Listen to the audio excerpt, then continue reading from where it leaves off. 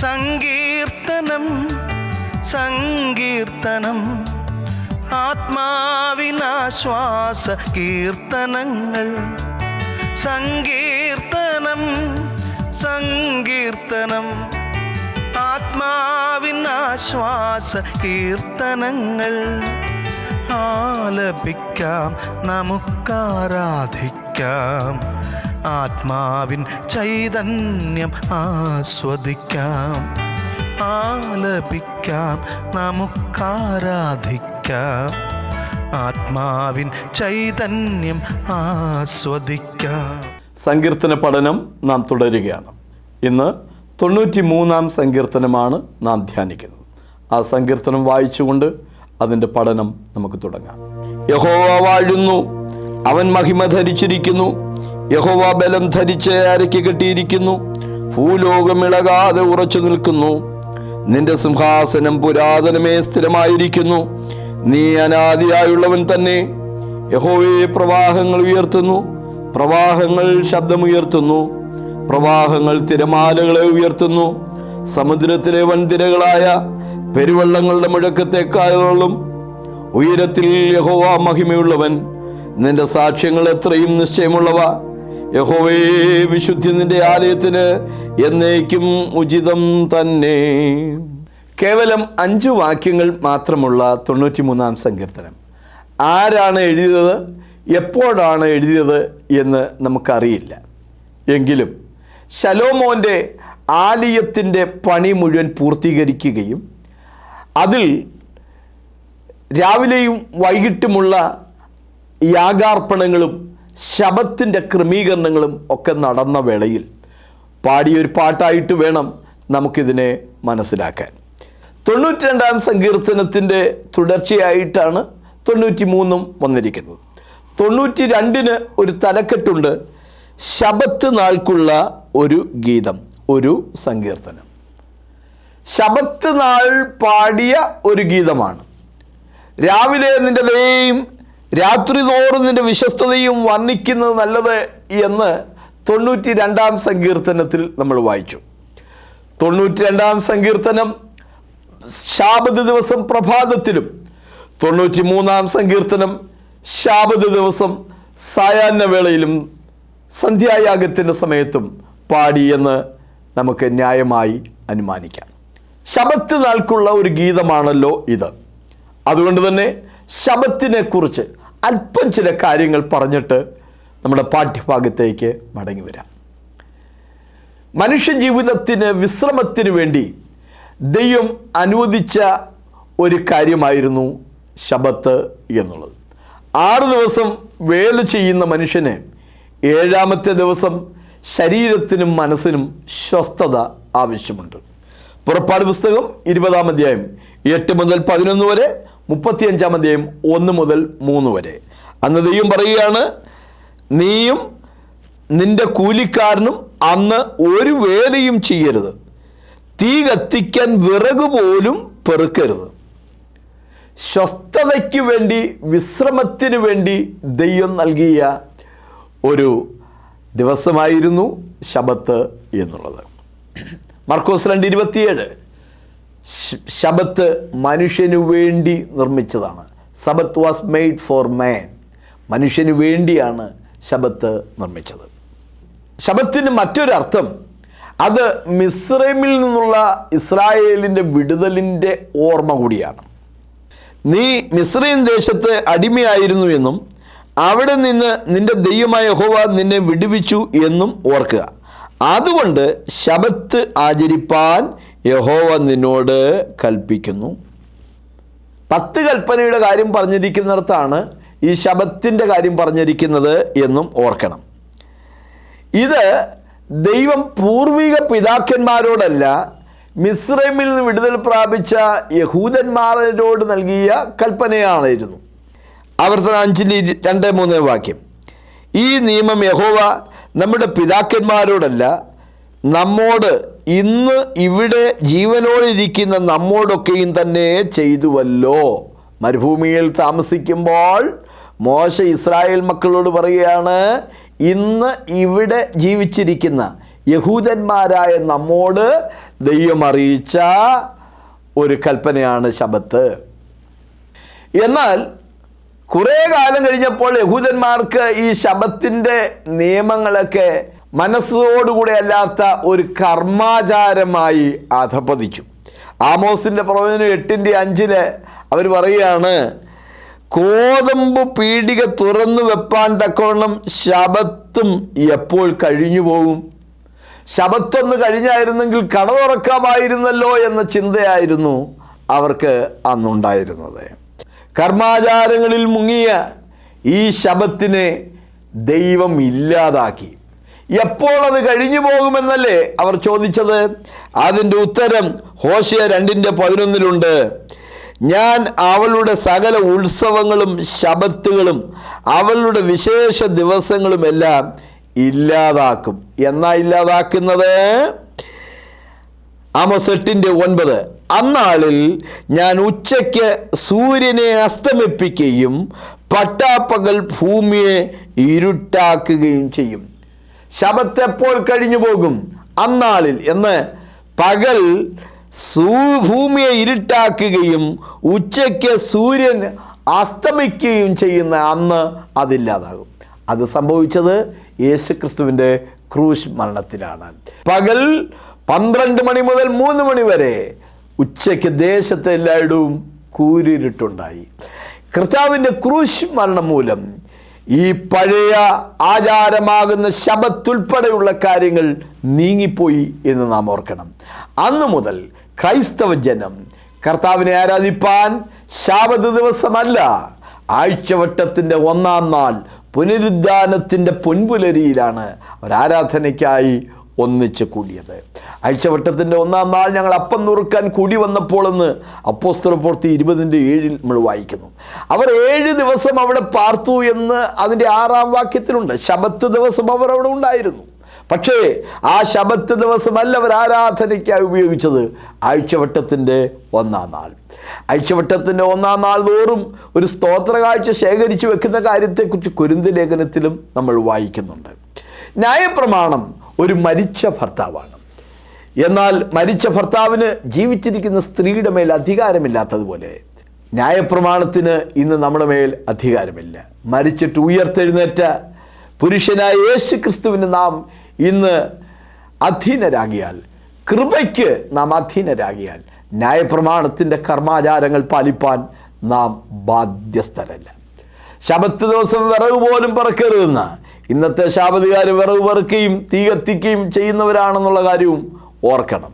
ശബത്ത് ദിവസം വേല ചെയ്യുന്നവനെ കല്ലെറിഞ്ഞു കൊല്ലണമെന്നാണ്. പക്ഷേ അങ്ങനെയുള്ള ഒരു നിയമവും ഇന്നത്തെ ശബത്തുകാർ പോലും പാലിക്കുന്നില്ല എന്നുകൂടെ ഓർക്കണം.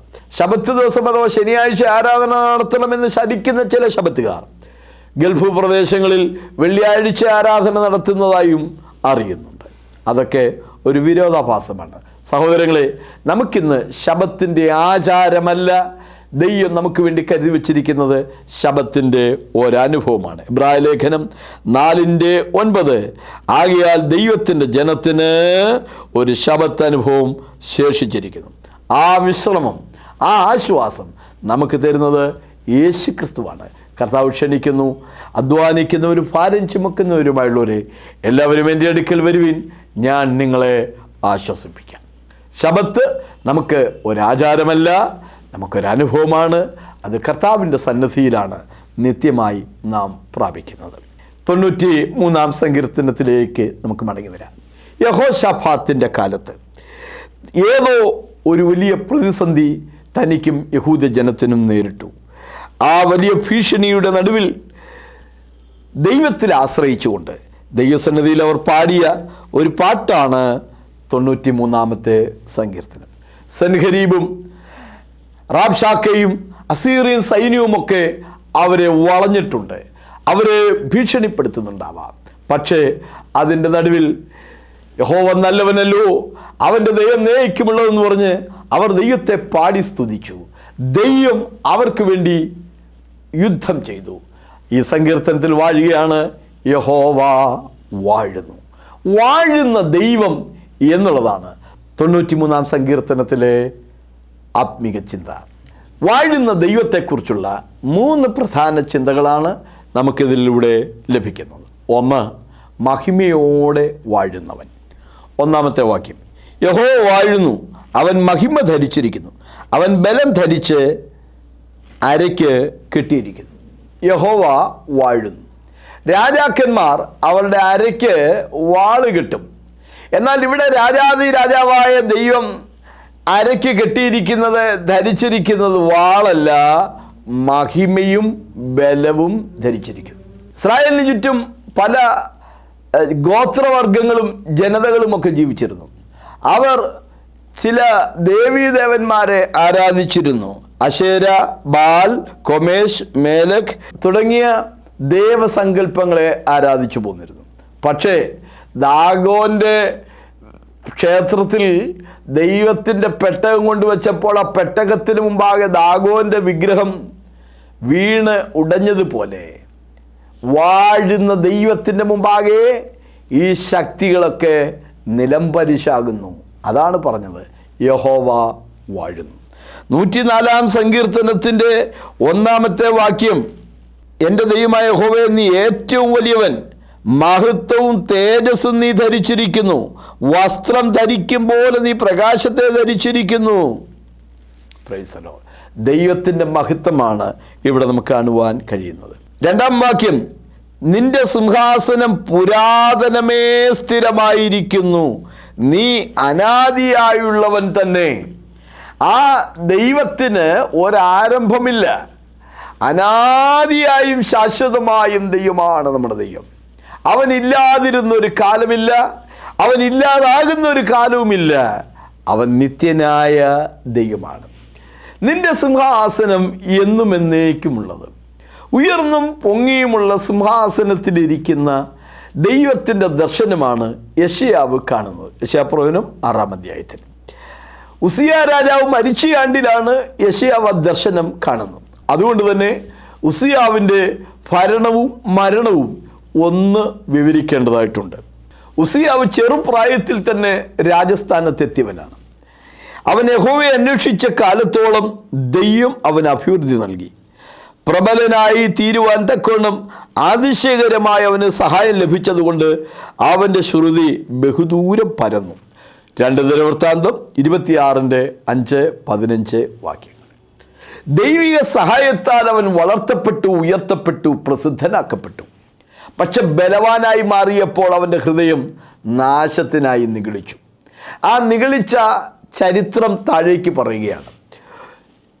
ഇസ്രായേലിൽ 3 പ്രധാന ഉദ്യോഗസ്ഥന്മാരാണുള്ളത്: രാജാവ്, പ്രവാചകൻ, പുരോഹിതൻ.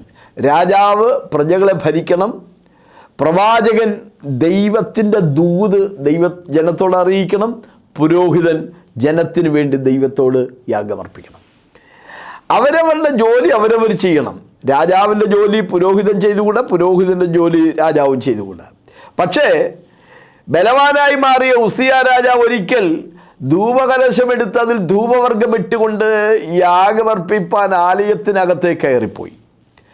അസരിയാവും വേറെ 80 പേരും ചേർന്ന ഒരു പുരോഹിത വൃന്ദം അകത്തേക്ക് കയറി ചെന്ന് ഉസിയാവിനോട് പറഞ്ഞു, ഉസിയാവേ, നീ ചെയ്യുന്നത് ലംഘനമാകുന്നു. വിശുദ്ധീകരിക്കപ്പെട്ട ലേവ്യർക്കത്രേ ധൂപമർപ്പിപ്പാൻ അർഹതയുള്ളത്. നീ ചെയ്തത് ലംഘനമാകുന്നു, പൊയ്ക്കൊള്ളുക.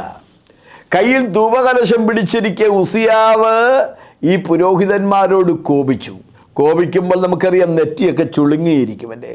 ചുളുങ്ങിയ നെറ്റിയിലേക്ക് നോക്കി കോപിഷ്ഠനായ രാജാവിൻ്റെ മുഖഭാവം കണ്ട് ഈ പുരോഹിതന്മാർ പേടിച്ചു വിറച്ചു നിൽക്കുമ്പോൾ പെട്ടെന്ന് ചുളുങ്ങി നിന്ന ഉസിയാവിൻ്റെ നെറ്റി പൊന്തി വരാൻ തുടങ്ങി. അവൻ്റെ നെറ്റിയിൽ കുഷ്ഠം പൊങ്ങി വന്നു. ആരും ഓടിച്ചില്ല. അവൻ തന്നെ ബന്ധപ്പെട്ട് ആലയത്തിന് പുറത്തേക്ക് പോയി. ഒരുവൻ കുഷ്ഠരോഗിയായി മാറിയാൽ അവൻ പാളയത്തിന് പുറത്ത് പാർക്കണമെന്നും അശുദ്ധൻ അശുദ്ധൻ എന്ന് പറഞ്ഞുകൊണ്ടിരിക്കുകയും വേണമെന്നാണ് ലേവ്യ പുസ്തകം 13-45-46 വാക്യങ്ങളിൽ വായിക്കുന്നത്. അശുദ്ധൻ അശുദ്ധൻ എന്ന് പറഞ്ഞുകൊണ്ട് പാളയത്തിന് പുറത്ത് അവൻ ഏകനായി പാർക്കണം. എന്നാൽ ഇവിടെ ഉസിയാവ് രാജാവായതുകൊണ്ട് അവനൊരു പ്രത്യേക പരിഗണന കൊടുത്തു. അവനെ പാളയത്തിന് പുറത്ത് വിട്ടില്ല. പാളയത്തിനകത്ത് തന്നെ തുണി കൊണ്ടുണ്ടാക്കിയ ഒരു പ്രത്യേക ശാലയിൽ അദ്ദേഹത്തെ അടച്ചു. രാജാവായതുകൊണ്ട് അവൻ തന്നെ അശുദ്ധനെന്ന് വിളിച്ചു പറയാതെ ഒരു പക്ഷേ സൈനികരെ പരിസരങ്ങളിൽ നിർത്തി അവർ രാജാവിനെ നോക്കി രാജാവിനെ കുറിച്ച് വിളിച്ചു പറഞ്ഞു, അശുദ്ധൻ അശുദ്ധൻ അശുദ്ധൻ എന്ന്. എന്നാൽ കുറച്ചു കാലം കഴിഞ്ഞപ്പോൾ ഈ ഉസിയാവ് മരിച്ചു. മരിച്ചയാണ്ടിൽ യെശയ്യാവെന്ന ആ ദൈവത്തിൻ്റെ വക്താവ് പ്രവാചകൻ മറ്റൊരു ദർശനം കാണുന്നു. ഉയർന്നും പൊങ്ങിയുമുള്ള സിംഹാസനത്തിലിരിക്കുന്ന കർത്താവ്. അവൻ വാഴുന്നു. അവൻ്റെ ചുറ്റും രാജസേവകന്മാരല്ല, കിങ്കരന്മാരല്ല, സറാഫുകൾ നിന്നുകൊണ്ട് അശുദ്ധൻ എന്നല്ല, പരിശുദ്ധൻ പരിശുദ്ധൻ പരിശുദ്ധൻ എന്ന് രാപകൽ വിളിച്ചു പറഞ്ഞു. ഉസിയാവിനെ വസ്ത്രം കൊണ്ടുണ്ടാക്കിയ ഒരു ശാലയിലാണ് ആക്കിയത്. എന്നാൽ ഉയർന്നും പൊങ്ങിയുമുള്ള സിംഹാസനത്തിലിരിക്കുന്ന കർത്താവിൻ്റെ വസ്ത്രത്തിൻ്റെ വെളുമ്പുകൾ മന്ദിരത്തെ നിറച്ചിരുന്നു. വസ്ത്രം ധരിക്കുന്ന പോലെ പ്രകാശത്തെ ധരിക്കുന്ന മഹിമയുള്ളവനായ ആ ദൈവത്തിൻ്റെ ദർശനം യെശയ്യാവിനെപ്പോലും അനുതാപത്തിലേക്കും ആത്മീയ സമർപ്പണത്തിലേക്കും വഴി നയിച്ചു. ഇന്ന് പകലിൽ ഈ വചനം കേൾക്കുമ്പോൾ നാം ഒരു കാര്യം മനസ്സിലാക്കണം. ഭൂമിയിലെ രാജാക്കന്മാരാരുമല്ല വാഴുന്നത്, അത്യുന്നതനായവൻ മനുഷ്യരുടെ രാജത്വത്തിന് മീതെ വാഴുകയാണ്. മനുഷ്യന് ആ സത്യം തിരിച്ചറിയാൻ ദൈവം സന്ദർഭങ്ങൾ ഒരുക്കിയിട്ടുണ്ട്. നെബൂഖദ്നേസർ രാജാവ് ഒരിക്കൽ തൻ്റെ മാളികയിൽ ഉലാത്തിക്കൊണ്ട് താൻ ഇങ്ങനെ പറഞ്ഞു, ഞാൻ എൻ്റെ ധനമാഹാത്മ്യത്താൽ നിർമ്മിച്ച മഹദിയാം ബാബേൽ അല്ലയോ ഇതെന്ന്. എന്നാൽ ആ വാക്ക് അവൻ്റെ നാവിലിരിക്കുമ്പോൾ തന്നെ ദൈവത്തിൻ്റെ ശിക്ഷ അവൻ്റെ മേലുണ്ടായി. അവൻ്റെ രൂപഭാവം മാറി. അവൻ കാളയെപ്പോലെ കാട്ടിൽ പോയി പുല്ല് തിന്നുകൊണ്ട് മഞ്ഞുമേഞ്ഞുകൊണ്ട് 7 വർഷം കഴിയേണ്ടി വന്നു. ഉന്നതന്മാർക്ക് മീതെ അത്യുന്നതൻ വാഴുന്നു എന്ന്, അതിനെ തനിക്ക് ബോധിച്ചവന് ദൈവം നൽകുന്നു എന്ന് തിരിച്ചറിവാകുന്നതുവരെ നെബൂഖദ്നേസർ രാജാവ് അശിക്ഷ അനുഭവിക്കേണ്ടി വന്നു. അതെ, യഹോവ വാഴുന്നു.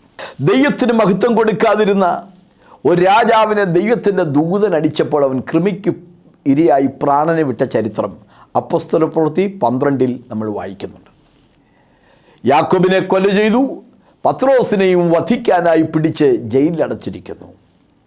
പക്ഷേ ദൈവം തൻ്റെ ദൂതനെ അയച്ച് ഹെരോദാവിൻ്റെ കയ്യിൽ നിന്നും യഹൂദജനത്തിൻ്റെ പ്രതീക്ഷയിൽ നിന്നും പത്രോസിനെ അത്ഭുതകരമായി വിടുവിച്ചു. കുറച്ച് കഴിഞ്ഞപ്പോൾ സോര്യരുടെയും സീദോന്യരുടെയും ജനപ്രതിനിധികൾ വന്ന് സന്ധിക്കായ രാജാവിനോട് സംഭാഷിച്ചു. അവർക്ക് വേണ്ടുന്ന വസ്തുവകൾ നൽകിപ്പോന്നിരുന്നത്, ആഹാര സാധനങ്ങൾ നൽകിപ്പോന്നിരുന്നത് ഹെരോദാ രാജാവാണ്. അതുകൊണ്ട് രാജാവുമായി രമ്യപ്പെടാനും നീരസങ്ങൾ ഒഴിവാക്കാനും വേണ്ടി നിശ്ചയിച്ച ദിവസം രാജാവ് നല്ല രാജകീയ വസ്ത്രം ധരിച്ചു കൊണ്ടുവന്നിരുന്ന് ജനത്തോട് സംഭാഷിച്ചു. ആ പ്രസംഗം കേട്ടവർ രാജാവിനെ ഒന്ന് പുകഴ്ത്തി അവരുടെ കാര്യം സാധിപ്പിച്ചെടുക്കാൻ വേണ്ടി അവരിങ്ങനെ പറഞ്ഞു, ഇത് മനുഷ്യൻ്റെ ശബ്ദമല്ല, ഇത് മനുഷ്യൻ്റെ ശബ്ദമല്ല, ദേവൻ്റെ ശബ്ദമത്രേ എന്ന് പറഞ്ഞ് രാജാവിനെ പുകഴ്ത്തി. ദൈവത്തിന് മഹത്വം കൊടുക്കായികയാൽ ദൈവത്തിൻ്റെ ദൂതൻ ഹെരോദാവിനെ അടിച്ചു. അവൻ ഉടനെ മരിച്ചു, കൃമിക്കിരയായി പ്രാണനെ വിട്ടു എന്നാണ് വായിക്കുന്നത്. സഹോദരങ്ങളെ, നാം ഇവിടെ മനസ്സിലാക്കേണ്ടുന്ന സത്യം, ദൈവം വാഴുന്നു. ഉന്നതന്മാരുടെ മീതെ അത്യുന്നതൻ വാഴുന്നു. ലോകത്തിൻ്റെ ചരിത്രം നമ്മൾ പഠിച്ചാൽ ഇവിടെ സാമ്രാജ്യങ്ങളൊക്കെ നിലനിന്നിരുന്നു. പക്ഷേ ആ സാമ്രാജ്യങ്ങളൊക്കെ തകർന്നു പോയി. ലോകത്തെ കിടുകിട വിറപ്പിച്ച ആളുകളുണ്ട്, ഹിറ്റ്ലറും മുസോളിനിയും മറ്റുമൊക്കെ. പക്ഷേ അവർക്കൊക്കെ എന്ത് സംഭവിച്ചു? വലിയ വീരശൂര പരാക്രമികളായിരുന്ന സാമ്രാട്ടുകൾ ചെളിവെള്ളം ഒഴുകുന്ന ഓടയിൽ ഒളിച്ച് താമസിച്ച് ചെളിവെള്ളം കുടിച്ചുകൊണ്ട് ജീവിതം തള്ളി നിൽക്കേണ്ടുന്ന ദുർഗതി വന്നിട്ടുള്ള ചരിത്രം നമുക്കറിയാം. അത്യുന്നതനായവൻ വാഴുന്നു. നിന്റെ സിംഹാസനം പുരാതനമേ സ്ഥിരമായിരിക്കുന്നു എന്നാണല്ലോ 2-ാം വാക്യത്തിൽ നമ്മൾ വായിച്ചത്. 45-ാം സങ്കീർത്തനം 6-ാം വാക്യം, ദൈവമേ നിന്റെ സിംഹാസനം എന്നും എന്നേക്കും ഉള്ളതാകുന്നു. യഹോവ വാഴുന്നു എന്നുള്ള ആ ചിന്ത തിരുവചനത്തിൽ അനേക ഭാഗങ്ങളിൽ എഴുതിയിട്ടുണ്ട്. 96-ാം സങ്കീർത്തനം 10-ാം വാക്യം, 97-ാം സങ്കീർത്തനം 1-ാം വാക്യം, 99-ാം സങ്കീർത്തനം 1-ാം വാക്യം, യെശയ്യാപ്രവചനം 52-ാം അധ്യായം 7-ാം വാക്യം, വെളിപ്പാട് പുസ്തകം 19-ാം അധ്യായം 6-ാം വാക്യം. 92-ാം സങ്കീർത്തനത്തിലെ 2-ാമത്തെ പ്രധാന ചിന്ത പ്രവാഹങ്ങളുടെ മേൽ ദൈവം വാഴുന്നു എന്നാണ്. വാക്യം 4, സമുദ്രത്തിലെ വൻതിരകളായ പെരുവെള്ളങ്ങളുടെ മുഴക്കത്തെക്കാളും ഉയരത്തിൽ യഹോവ മഹിമയുള്ളവൻ. മൂന്നാമത്തെ വാക്യത്തിൽ ഉയർത്തുന്ന 3 കാര്യങ്ങളെക്കുറിച്ച് വായിക്കുന്നു. പ്രവാഹങ്ങൾ ഉയർത്തുന്നു, പ്രവാഹങ്ങൾ ശബ്ദമുയർത്തുന്നു, പ്രവാഹങ്ങൾ തിരമാലകളെ ഉയർത്തുന്നു. വലിയ ശബ്ദ കോലാഹലങ്ങൾ ഉയരുകയാണ്. നമുക്കറിയാം, വെള്ളപ്പൊക്കത്തിൻ്റെ വലിയ തിരത്തല്ലലുകളിൽ ഒത്തിരി നാശനഷ്ടങ്ങൾ സംഭവിച്ചിട്ടുണ്ട്. അലറി പാഞ്ഞു വരുന്ന ഈ വെള്ളത്തിൻ്റെ പ്രവാഹത്തിന് ചെറിയവനെന്നോ വലിയവനെന്നോ കെട്ടിടത്തിൻ്റെ വലിപ്പമോ ഒന്നും നോട്ടമില്ല.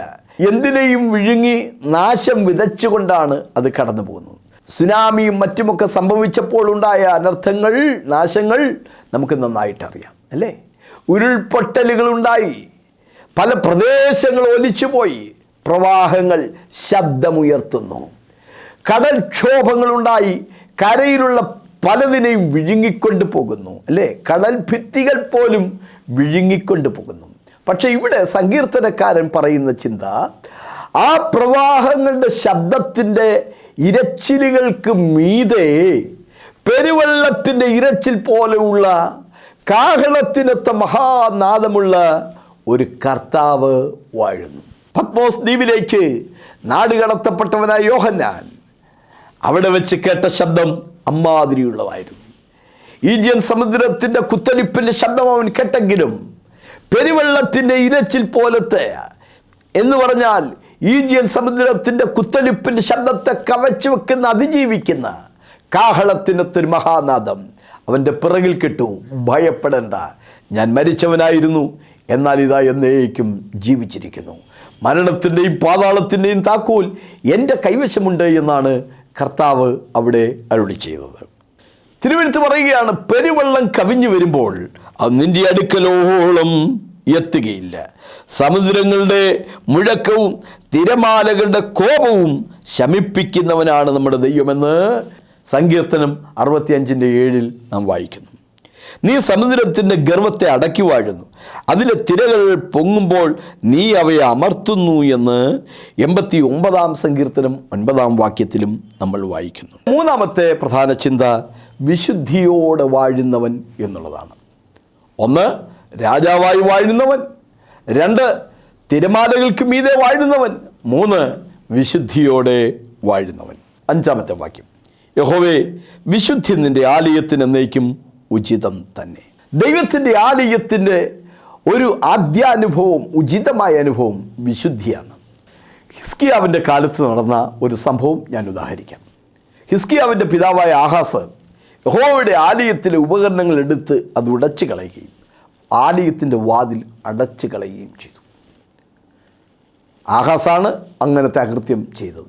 എന്നാൽ ആഹാസിൻ്റെ മകനായ ഹിസ്കിയാവ് ഭരണത്തിൽ വന്നപ്പോൾ താൻ ആദ്യമായി ചെയ്ത കാര്യം ആലയത്തിൻ്റെ വാതിലുകൾ തുറക്കുകയും അതിലെ അറ്റകുറ്റപ്പണികൾ ചെയ്യുകയും ചെയ്തു. അത് ശുദ്ധീകരിക്കാൻ ആളുകളെ നിയോഗിക്കുകയും ചെയ്തു. അവൻ തൻ്റെ അപ്പനായ ദാവീദ് ചെയ്തതുപോലെയൊക്കെയും യഹോവയ്ക്ക് പ്രസാദമുള്ളത് ചെയ്തു. അവൻ തൻ്റെ വാഴ്ചയുടെ 1-ാം ആണ്ടിൽ 1-ാം മാസം യഹോവയുടെ ആലയത്തിൻ്റെ വാതിലുകൾ തുറന്നു അറ്റകുറ്റം പണിത് തീർത്തു. 8 ദിവസം കൊണ്ട് ആലയം ശുദ്ധീകരിച്ചു. 2 ദിനവൃത്താന്തം 29:17 വാക്യം. ഹിസ്കിയാവ് ചെയ്ത പല കാര്യങ്ങൾ അവിടെ രേഖപ്പെടുത്തിയിട്ടുണ്ട്. തങ്ങളെ തന്നെ ശുദ്ധീകരിപ്പാൻ അദ്ദേഹം ലേവ്യരെ ഉത്സാഹിപ്പിച്ചതായി 5-ാം വാക്യത്തിൽ വായിക്കുന്നു. 10-ാം വാക്യത്തിൽ ദൈവത്തോട് നിയമം ചെയ്യാൻ എനിക്ക് താല്പര്യമുണ്ട് എന്ന് താൻ വിളിച്ചു പറയുന്നു. 31, 34, 36 വാക്യങ്ങളിലേക്ക് വരുമ്പോൾ ആരാധന യഥാസ്ഥാനത്തായി സകല ജനവും സന്തോഷിച്ചു. കാര്യം ക്ഷണത്തിലല്ലോ നടന്നത്. Praise the Lord. ദൈവം തന്നെ ജനമാകുന്ന വിശുദ്ധ സമൂഹത്തിന് വേണ്ടി ഒരു പുതിയ യെരൂശലേം എന്ന നഗരം പണിയുന്നുണ്ട്. അതിൽ ആരാണ് പ്രവേശിക്കുന്നത്? തിരുവെഴുത്തിൽ ഇങ്ങനെയാണ് വായിക്കുന്നത്. വെളിപ്പാട് 21:27. അശുദ്ധമായത് യാതൊന്നും മ്ലേച്ഛതയും ഫോഷ്കും പ്രവർത്തിക്കുന്നവരാരും അതിൽ കടക്കുകയില്ല. Praise the Lord. ഭാവിയിലെ ദൈവത്തിൻ്റെ ആലയം അഥവാ സഹസ്രാബ്ദ ആലയത്തിൽ എഴുതി വച്ചിരിക്കുന്ന ഒരു വാചകമുള്ളതായി സെഖര്യാവ് 14:20-21 വാക്യങ്ങളിൽ വായിക്കുന്നു. ദേവാലയത്തിൻ്റെ മണികളിലും കലങ്ങളിൽ പോലും യഹോവയ്ക്ക് വിശുദ്ധം എന്ന് എഴുതിയിരിക്കും. 93-ാം സങ്കീർത്തനമാണല്ലോ ഇന്ന് നമ്മൾ പഠിച്ചത്. 92, 93 സങ്കീർത്തനം ശബത്ത് നാൾ പാടി വന്ന ഗീതമായിട്ട് വേണം മനസ്സിലാക്കാൻ. ശബത്തിൻ്റെ ആചാരവും അതിൻ്റെ പൊരുളും എന്തെന്ന് നാം പഠിക്കുകയുണ്ടായി. ഇന്ന് നാം ശബത്ത് ആചരിക്കുന്നവരല്ല. അത് യഹൂദന് ദൈവം നൽകിയ പ്രമാണമാണ്. മിസ്രൈമിൽ നിന്നുള്ള വിടുതലിൻ്റെ ഓർമ്മയായിരുന്നു. ദൈവം വാഴുന്നു എന്നതാണ് 93-ാം സങ്കീർത്തനത്തിലെ പ്രധാന ചിന്ത. ഒന്ന്, അവൻ രാജാവായി വാഴുന്നു. രാജാക്കന്മാർക്ക് മീതെ രാജാതിരാജാവായി, ഉന്നതന്മാർക്ക് മീതെ അത്യുന്നതനായി അവൻ വാഴുന്നു എന്ന ചരിത്രങ്ങൾ നമ്മൾ കണ്ടു. ഉസിയാവിൻ്റെ ചരിത്രം നമ്മൾ കണ്ടു. അതുപോലെ തന്നെ ഹെരോദാവിൻ്റെ അനുഭവം നമ്മൾ കണ്ടു. നെബൂഖദ്നേസറിന്റെ അനുഭവം നാം കണ്ടു. അവരെല്ലാം ശിക്ഷിക്കപ്പെട്ടപ്പോൾ അതിനു മീതെ ഒരു ദൈവമുണ്ടെന്ന്, രാജാക്കന്മാർക്ക് മീതെ ഒരു രാജാവുണ്ടെന്ന് തിരിച്ചറിയാൻ കാരണമായി മാറിയതുപോലെ അത്യുന്നതനായ ഒരു ദൈവം നമുക്ക് വേണ്ടി വാഴുന്നു എന്ന ആ തിരിച്ചറിവ് എന്നും നമ്മെ ജയകരമായി മുന്നോട്ട് നയിക്കുന്ന ചിന്തയാണ്. കർത്താവിന് മഹത്വം. 2, പ്രവാഹങ്ങളുടെ മീതെ വാഴുന്ന ദൈവം എന്നുള്ളതാണ്. തിരമാലകളുടെ വലിയ ഇരച്ചിൽ പലപ്പോഴും ഭീതിജനകമാണ്. എന്നാൽ കാറ്റ് അടങ്ങുക, കടലെ ശാന്തമാകുക എന്ന് വിളിച്ചു പറഞ്ഞ കർത്താവ് നമ്മോട് കൂടെയുള്ളത് കൊണ്ട് ഭയപ്പെടാതെ നമുക്ക് മുന്നോട്ട് പോകാൻ സാധിക്കുന്നതാണ്. 3, വിശുദ്ധിയോടെ അവൻ വാഴുന്നതാണ്. അശുദ്ധമായ യാതൊന്നും പ്രവർത്തിക്കുന്നവർ പുതിയ യെരൂശലേമിൽ പ്രവേശിക്കുകയില്ല. അതുകൊണ്ട് അശുദ്ധമായതൊന്നും തൊടാതെ വിശുദ്ധി കാത്തുകൊണ്ട് നമുക്ക് മുന്നോട്ട് പോകാം. അങ്ങനെയെങ്കിൽ അവൻ നമ്മെ കൈക്കൊണ്ട് അവൻ നമ്മുടെ പിതാവും നാം അവൻ്റെ പുത്രിപുത്രന്മാരും ആയിത്തീരും. പ്രസിദ്ധമായ ഒരു ഗാനമാണ് താൻ വാഴുകയാൽ ആകുലമില്ല എന്നുള്ളത്. അതെ, അവൻ വാഴുന്നു. അതുകൊണ്ട് നമ്മുടെ ജീവിതത്തിൽ ആകുലത്തിന് അവസരമില്ല. ഭാരങ്ങളും വേദനകളും ഒക്കെ തോന്നുമ്പോൾ കർത്താവേ, നീ ഇതിനു മീതെ എല്ലാം ഉണ്ടല്ലോ എന്ന് മനസ്സിലാക്കി ആ വാഴുന്ന രാജാതിരാജാവിൻ്റെ സന്നദ്ധയിൽ നമ്മുടെ സങ്കടങ്ങൾ ഉണർത്തിച്ച് ഭാരങ്ങൾ ഇറക്കി വെച്ച് ആശ്വാസത്തോടെ, ജയത്തോടെ, സന്തോഷത്തോടെ മുന്നോട്ട് പോകാൻ ദൈവം നമുക്ക് കൃപ നൽകട്ടെ. നെടുമ്പാശ്ശേരിയിൽ ആത്മീക ആരാധനയ്ക്കായി ഒരിടം.